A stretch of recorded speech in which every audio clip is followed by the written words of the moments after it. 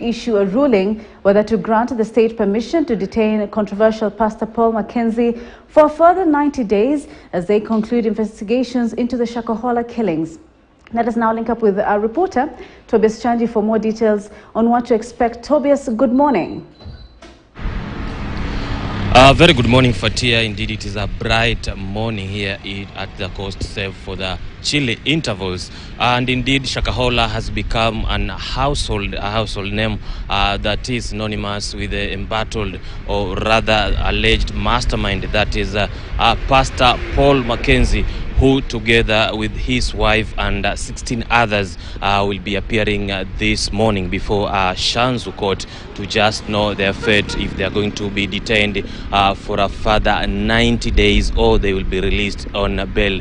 Remember that they are yet to take the plea, and the charges that were amended also include terrorism and radicalization apart from the mass murder. Remember that Paul Mackenzie appeared in the same court last week on Thursday, where both sides made their submissions, of course, with the state wanting to detain him further so that they can finish the investigation. That time, also the ongoing post-mortem for the 112 bodies process that have already been finished. Remember that Mackenzie and the 17 others are also represented by a lawyer, though it is through pro bono services. Yesterday, the CS for Interior, that is Kithure Kindiki, was at Shakahola, where he said the damage might be bigger, not as we have imagined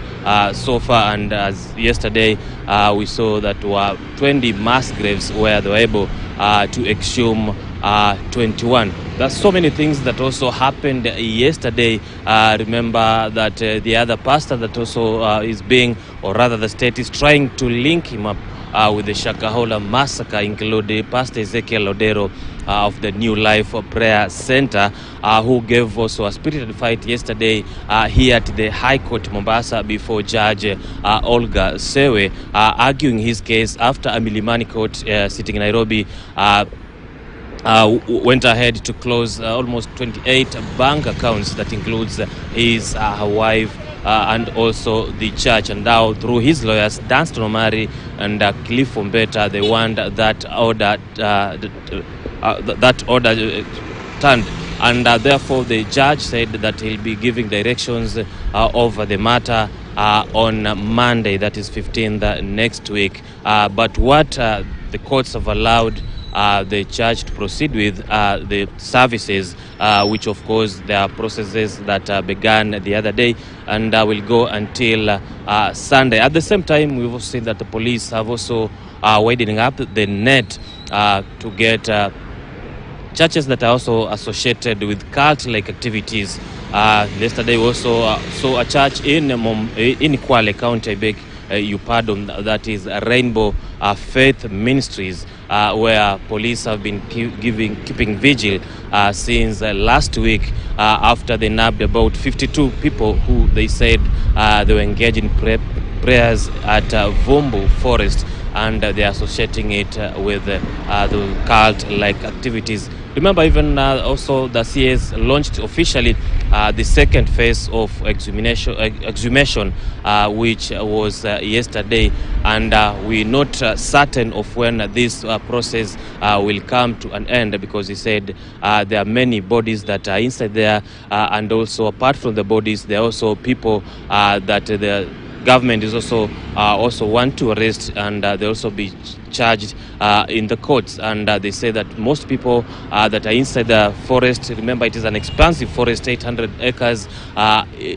forest inside 20,000 hectares at Chakama Forest, and so it will be a tall order maybe to do it within a day or 2 days or so. And so therefore today will just be at the Shanzu Law Courts following up on the proceedings that will be happening. Remember that Mackenzie, together with the rest of the team, have been detained at several police cells here to Watamu and also Malindi. One other thing that was surprising last week is when Mackenzie said, or rather accused police of refusing to give him food inside the cells.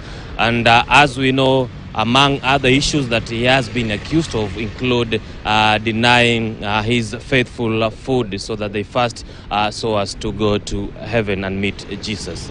So these are among the issues that we'll be following up today, not just only within the courts, but also outside the court, and also the process of exhumation at Shakahola. Remember that every day at 5 p.m. we also get briefs from that particular side from the regional commissioner, Coast Region.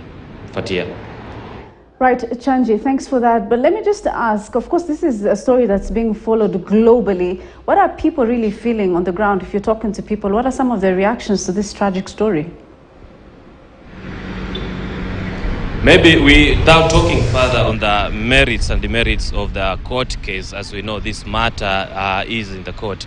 Most people are just concerned with the number of victims. When you say victims, those people maybe who've come out of the forest alive, and also those that were already exhumed. And remember, also one thing is that most of these people came from outside coast region. It's only a small percentage that affected people within the coast region. Some came as far as Tanzania or Nigeria, and so most people are so much alarmed by the number of the bodies that have been removed from that particular forest, and most of them will want this thing to be thoroughly investigated, so that just apart from Paul Mackenzie, other people should also be netted. We've also seen reactions from church leaders and also other religious, especially the Muslim community,